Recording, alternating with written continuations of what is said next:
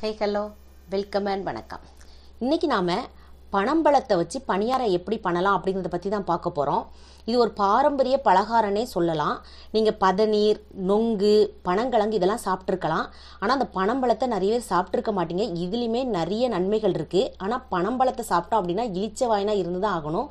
எதுக்குன்னா நார் எல்லாம் அந்த பல்லில் மாட்டிக்கிடும். அப்படி எந்த ஒரு பிரச்சனையுமே இல்லாமல் இன்றைக்கி நம்ம பணியாரமாக செஞ்சு சாப்பிட போகிறோம். இப்போ அதை எப்படி பண்ணலாங்கிறத வாங்க பார்த்துடலாம். அதுக்கு இன்றைக்கி நான் 3 பனம்பழம் எடுத்து வச்சுருக்கிறேன். அதில் மேலே உள்ள அந்த தொப்பி மாதிரி இருக்கிறத நம்ம கலட்டி எடுத்துடலாம். நடுவில் இப்படி கையை வச்சு நம்ம பிரித்தோம் அப்படின்னா 3 பாகமாக பிரிபடும்.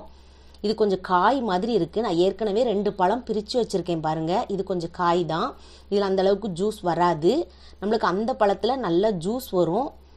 அந்த பழத்தை பார்த்தாலே உங்களுக்கே தெரியும் எந்த அளவுக்கு நல்லா மஞ்சள் கலரில் இருக்குது பாருங்கள். நல்லா பழுத்த பழமாக இருந்தால் வாசனையும் ரொம்ப அதிகமாகவே வரும். இப்போ இதில் உள்ள அந்த கருப்பு கலரில் இருக்குது பாருங்கள். அந்த தோலை இதை மாதிரி பிச்சு எடுத்தோம் அப்படின்னா அழகாக கலண்டு வந்துடும். அதுக்கப்புறமா நமக்கு ஒரு கத்தியை வச்சு இதை செதுக்கி எடுத்துக்கிடணும். அப்படி சின்ன சின்ன பீசஸாக நம்மளுக்கு செதுக்குனது கிடைக்கும். அதில் உள்ள கொட்டையை நம்ம தூர போட்டுடலாம். இப்போ இந்த நாரை நல்லா கைக்குள்ளே வச்சு பிழிஞ்சு எடுத்தோம் அப்படின்னா அதில் நிறைய ஜூஸ் கிடைக்கும். அப்படி கொஞ்சம் ஜூஸ் வரலன்னா லைட்டாக தண்ணியோட தெளித்து விட்டு நம்ம இதில் ஜூஸ் எடுத்துக்கிடலாம். இப்போ இந்த ஜூஸ் வந்து கடையிலே நம்மளுக்கு விற்கிறாங்க. அதை வாங்கி கூட நம்ம பணியாரம் செய்யலாம். அப்படி இல்லைன்னா இதை நல்லா மீடியம் ஃப்ளேமில் வச்சு நல்லா காய்ச்சி எடுத்து வச்சுட்டிங்க. ஆறுனதுக்கப்புறமா காற்று போகாத டப்பாவில் வச்சு ஃப்ரிட்ஜில் வச்சுட்டோம் அப்படின்னா 3 மாதம் வரைக்கும் இந்த ஜூஸ் நம்மளுக்கு அப்படியே இருக்கும். நம்ம இதை யூஸ் பண்ணுறா இருந்தால் எதுக்குனாலுமே யூஸ் பண்ணிக்கலாம். இதில் நிறைய ரெசிபி நம்ம பண்ணலாம். இப்போ பாருங்கள், நல்லா இதை மாதிரி புழிஞ்சி எடுத்தோம் அப்படின்னா இதுலேருந்து நிறைய ஜூஸ் நம்மளுக்கு கிடைக்கும். இப்போ இந்த ஜூஸ் எல்லாத்தையுமே இன்னொரு பாத்திரத்துக்கு நம்ம மாற்றி எடுத்துக்கிடலாம். இப்போ வந்து இதை நல்லா வடிகட்டணும். ஒரு சின்ன அரிப்பை வச்சு நீங்கள் வடிகட்டிக்கிட்டோம் அப்படின்னா அதில் உள்ள சின்ன சின்ன அந்த சக்கைகள் எல்லாமே அதில் வந்துடும். அப்படி இல்லைன்னா நம்ம பணியாரம் சாப்பிடும் போச்சில் அதில் அந்த தும்புலாம் வரும். அதுக்காக தான் இதை இப்படி நம்ம வடிகட்டி எடுத்துக்கிடுறோம். பாருங்கள், அதில் இப்படி வடிகட்டுறதுனால எந்த அளவுக்கு அதில் சக்கை இருக்குங்கிறத நான் உங்களுக்கு காமிக்கிறேன் பாருங்கள். இப்போ இதை மாதிரியே ஜூஸ் எல்லாத்தையுமே நம்ம வடிகட்டி வச்சிட்டோம் அப்படின்னா நம்ம செய்கிறது ரொம்பவே ஈஸி. இப்போ பாருங்கள், ஒரு 2 பழத்தில் எடுத்த ஜூஸ் தான் நம்மளுக்கு இந்த அளவுக்கு கிடச்சிருக்கு. பார்க்கும்போதுல முதல்ல அந்த அளவுக்கு தெரியாது, ஆனால் ஜூஸ் நிறையா வரும்.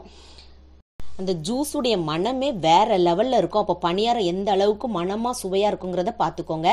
இப்போ 2 கப் அளவுக்கு நான் கோதுமை மாவு எடுத்திருக்கிறேன். இப்போ இது கூட இனிப்புக்காக ஒரு 1/2 கப் அளவு சர்க்கரை சேர்த்துருக்கிறேன். நீங்கள் உங்களுடைய இனிப்புக்கு தகுந்த மாதிரி சேர்த்துக்கோங்க. அந்த பழம் எவ்வளவு டேஸ்ட்டாக இருக்குன்னு பார்த்துக்கோங்க. இப்போ அடுத்ததாக ஒரு 1/4 ஸ்பூன் அளவுக்கு வாசனைக்காக ஏலக்காய் தூள் சேர்த்துருக்கிறேன். அடுத்ததாக சமையல் சோடா ஒரு 1/2 ஸ்பூன் அளவுக்கு சேர்த்துக்கோங்க. அப்போ நல்லா சாஃப்டாக இருக்கும். இப்போ அடுத்ததாக சுக்கு பொடி ஒரு 1/2 ஸ்பூன் அளவுக்கு சேர்த்துக்கோங்க. பனம்பழம் கொஞ்சம் மந்தோன்னு சொல்லுவாங்க, அதுக்காக நான் சுக்கு பொடி சேர்த்துருக்கிறேன். இப்போ அடுத்ததாக 2 முட்டையை நல்லா அடித்து எடுத்து வச்சுருக்கிறேன். அதையும் இது கூட சேர்த்துக்கிடலாம். இது எதுக்காகனா அந்த பணியாரத்தை இன்னுமே அதிகமாக நம்மளுக்கு நல்லா சாஃப்டாகும். டேஸ்ட்டும் ரொம்பவே நல்லாயிருக்கும். இப்போ இதை அப்படியே ஒரு ஸ்பூனை வச்சு நல்லா கலக்கி எடுத்துக்கோங்க. இதை லைட்டாக அப்படி கலக்குனதுக்கப்புறமா நம்ம நல்லா கையை வச்சு பிசைஞ்சு அதில் கட்டிகள் இல்லாமல் நம்ம எடுத்துக்கிடலாம். இப்போ பாருங்கள் எந்த அளவுக்கு இருக்குன்னு பாருங்கள். நான் இன்னைக்கு பணியாரக்கல்லில் தான் ஊற்றி எடுக்க போகிறேன். அதனால் அதனுடைய கன்சிஸ்டன்சி இந்த அளவுக்கு இருக்குது. நீங்கள் ஒருவேளை நிறைய எண்ணெய் ஊற்றி அதில் பொரிச்சு எடுக்க போகிறீங்கன்னா அதுக்கேற்ற மாதிரி கொஞ்சம் திக்காக வச்சுக்கோங்க. இப்போ இனிப்பு சுவையை கூட்டுறதுக்காக 1 பிஞ்ச் அளவுக்கு நான் உப்பு சேர்த்துருக்கிறேன். உப்பில்லா பண்டம் குப்பையிலேங்கிறது எல்லாருக்குமே தெரியும். அதுவும் இனிப்பு வகைகளில் 1 பிஞ்ச் அளவுக்கு உப்பு சேர்த்தா மட்டும்தான் அதனுடைய டேஸ்ட் வந்து தூக்கி கொடுக்கும். அதுக்காக தான். இப்போ நம்ம பணியாரக்கல்லை அடுப்பில் வச்சு நெய் அப்படி இல்லைன்னா எண்ணெய் உங்களுக்கு எது விருப்பமோ அதை ஊற்றிக்கிடலாம்.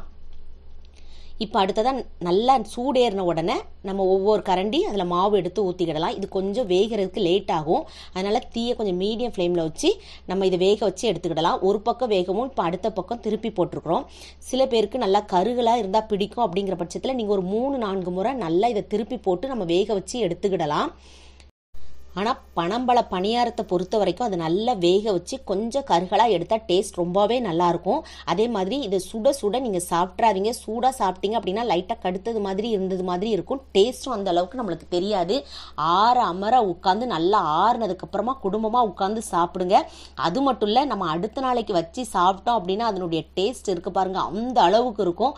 கண்டிப்பாக பனம்பழம் கிடச்சிச்சு அப்படின்னா நீங்கள் கண்டிப்பாக ட்ரை பண்ணுங்கள். அப்படி இல்லைன்னா கடையில் ஓட அந்த ஜூஸ் விற்கிறதுனால அதை வாங்கி கண்டிப்பாக கண்டிப்பாக பணியாரம் செஞ்சு பாருங்கள். இந்த டேஸ்ட் ரொம்பவே உங்களுக்கு பிடிக்கும். அப்படி பிடிச்சிருந்துச்சு அப்படின்னா லைக் பண்ணுங்கள், ஷேர் பண்ணுங்கள், சப்ஸ்கிரைப் பண்ண கேண்டி ஸ்டோர் தமிழுக்கு மறக்காதீங்க.